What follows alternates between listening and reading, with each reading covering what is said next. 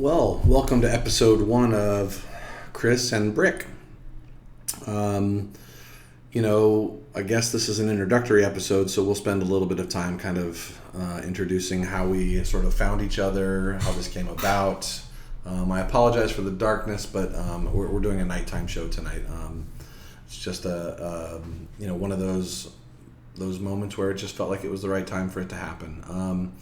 Essentially what happened is with all of the chaos, with all of the negativity in the media, and with all of the lack of really understanding of what's going on in the world, I felt like it made a lot of sense for there to be a voice for the voiceless. And it's not really that they're voiceless, we just don't always listen. And so I'm walking down the streets of Orlando, and I'm using this little cut through sort of an alleyway, and I meet Brick.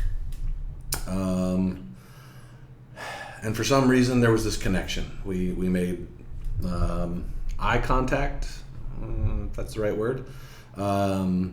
Brick and mortar contact. Anyway, we made a connection, and so from that we started realizing that through a brief sort of an exchange that there might be an opportunity to share opinions, to discuss deeper issues, things that I think affect society as a whole. And I'm sorry, I do not have a cocaine addiction, and my nose is itching. I couldn't afford a cocaine addiction if I wanted to.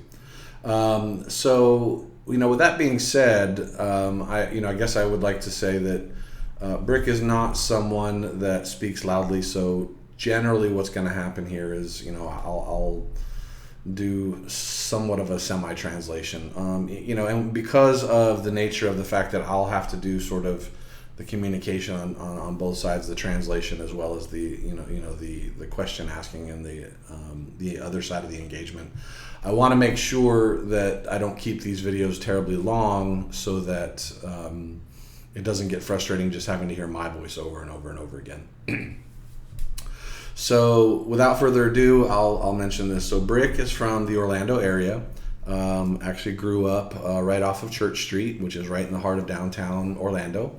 Had a little bit of a bumpy life, has been a part of a few city projects, has been cast off of a few of those city projects, and then at some point kind of left homeless. I mean, it was really an unfortunate set of circumstances.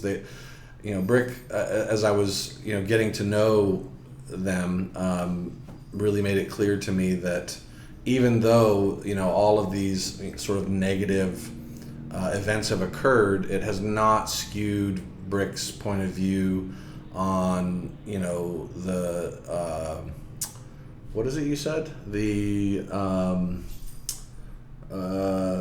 faith in humanity, faith in our ability to figure out how to become better versions of ourselves, which is what immediately drew me to Brick, because I was like, well, if anybody who's an inanimate object, and I don't mean that offensively, I realize I say that because you really can't move unless I move you, right? So if we can agree on that, we're in good shape.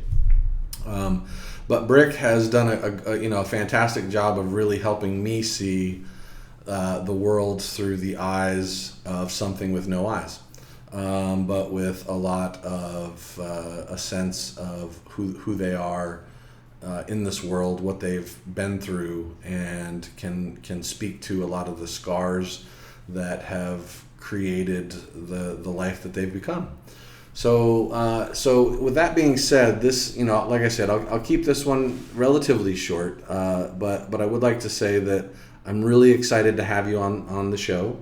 I think we have a lot to talk about. There will be just so many interesting topics that I think people will be really interested to hear your perspective on, and from that be able to hopefully give people optimism, give people hope, give people a sense of responsibility, of taking care of each other, of taking care of things that that are outside of themselves, getting involved with community projects, which you've been involved in several, from what I could tell from the buildings I saw that you were near.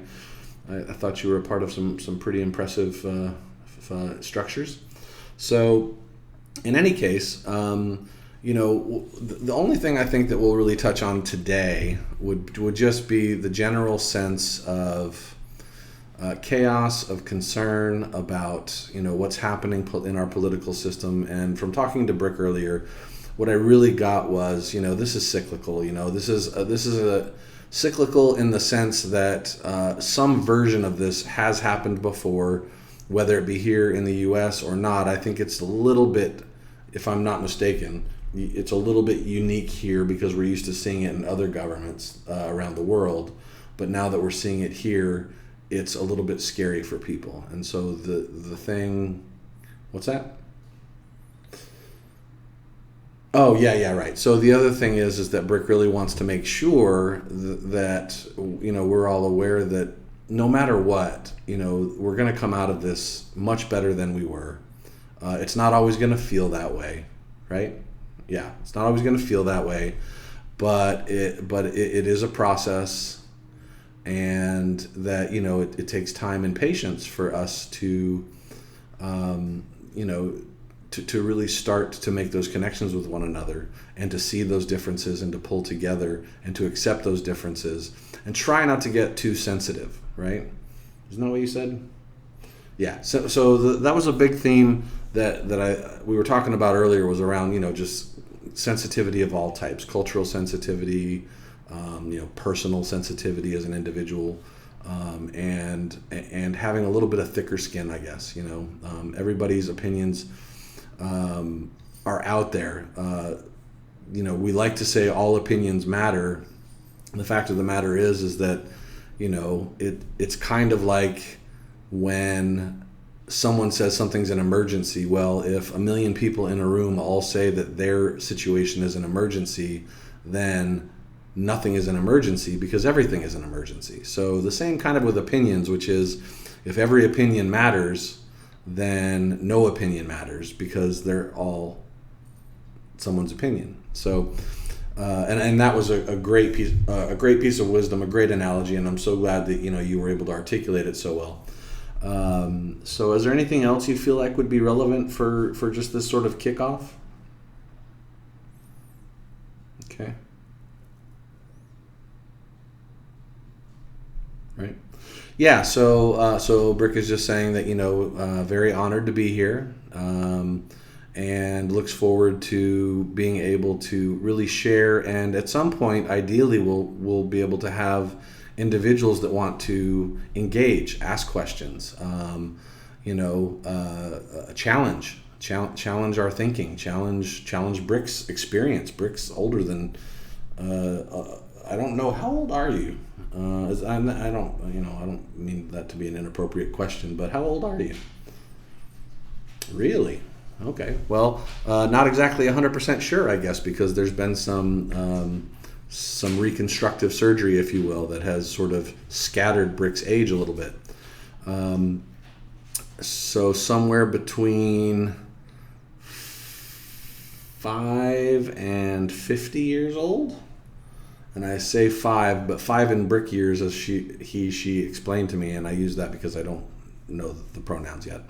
5 years in Brick years is something more along the lines of like the 30s to the 50s in age range, primarily because of what they've seen and heard and experienced in that period of time. So kudos to you for sharing that. That's a vulnerable thing to put out there.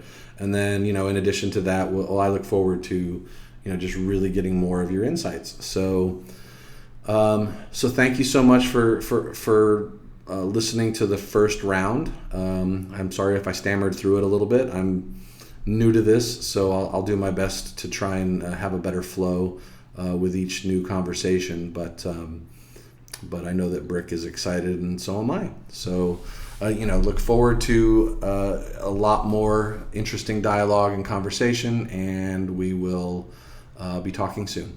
Have a good evening.